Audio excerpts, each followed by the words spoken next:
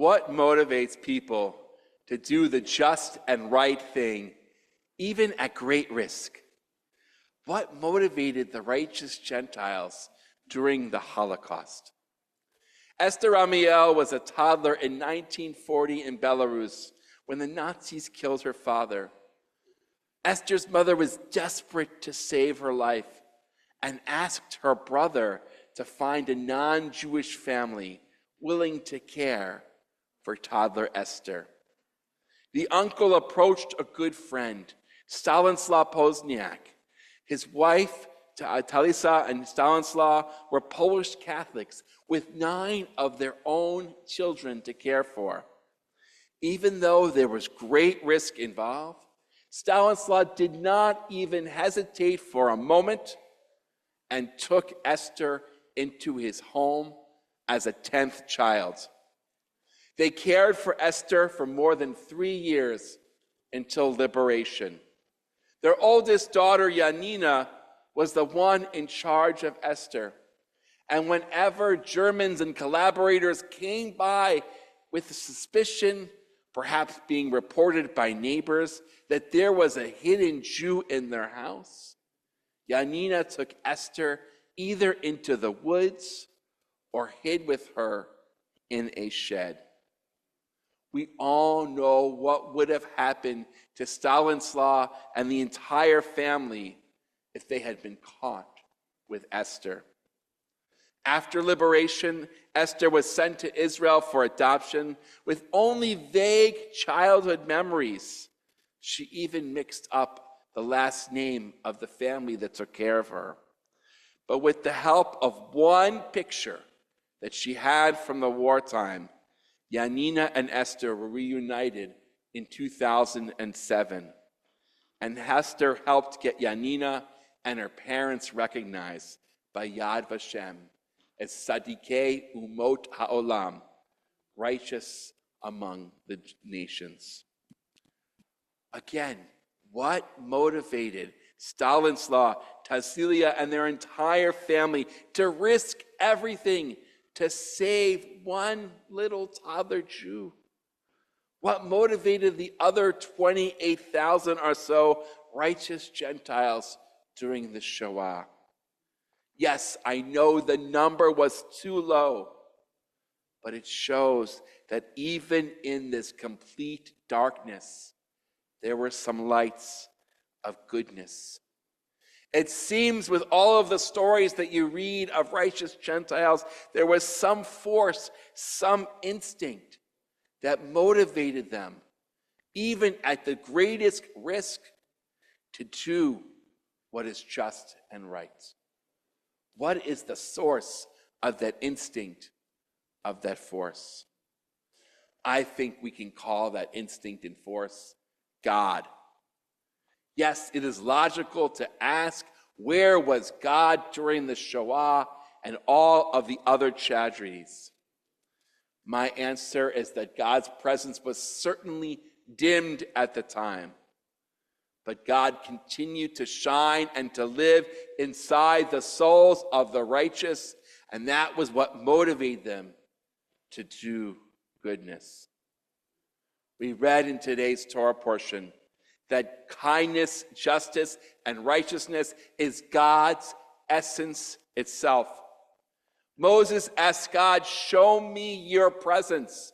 I am your chosen one. I have to deal with this stiff-necked people." And God says, "You're right, but I can't show you my face," however we want to picture God's face. "But you can see my presence and my back. I will hide you behind a rock, and I will pass by you." And the only way in words that the Torah can describe God's presence is Adonai, Adonai El Rachum V'Chanun. God is a righteous, forgiving, and merciful God. God is mercy and grace and slow in anger in actual essence. The 20th century theologian, Rabbi Mordechai Kaplan, also posits God as the force in the universe that compels humankind to bring about salvation. that unseen motivation for people to do good is God, God's self, the force. But unlike Star Wars, God only has a good side. For Kaplan, evil is the absence of that godly force. It bothers me that theologians often think they have to provide views covering all aspects of God.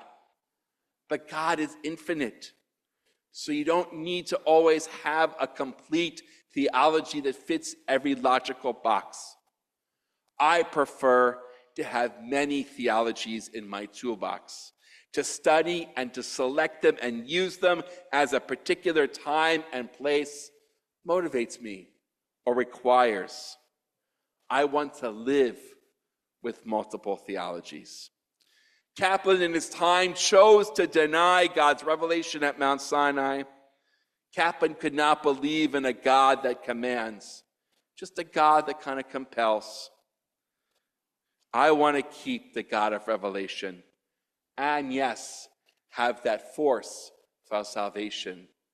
God can be both at the same time. When I think about the righteous in our world, I think about that theology, about the force that's within each of us to make good. And sometimes that force is stronger. Perhaps we can even cultivate that force. So God was with the righteous Gentiles in the Shoah, with the first responders running up the stairs of the Twin Towers on 9/11.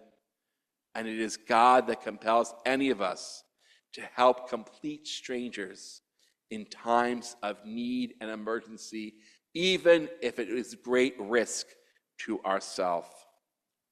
Yes, there is a theology that God will actively send a Messiah, a Savior, and that all we need to do is wait for God to choose.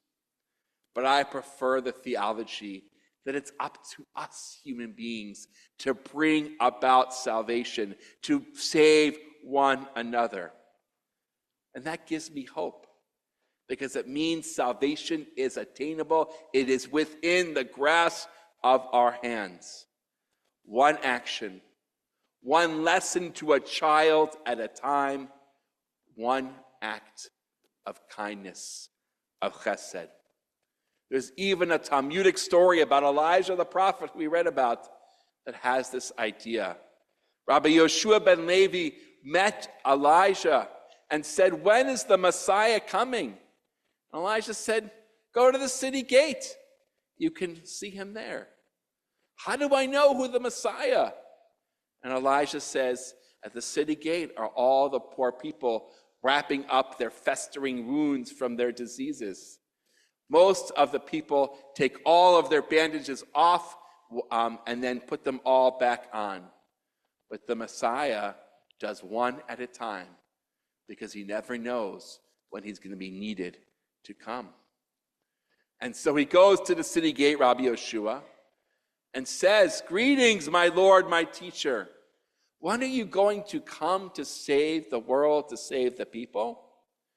And the Messiah says, "Today." Rabbi Yoshua ben Levi is incredulous. I don't know what's going on here. So he quickly leaves, goes back to Elijah, and says, "Elijah, you lied. You said that he was coming today, the Messiah. I don't see a Messiah here today." And Elijah said, "Well, you forgot the verse that said, 'Today I will come if only you heed my voice.' If you, the Jewish people, heed God's voice and do what is good, then salvation will come."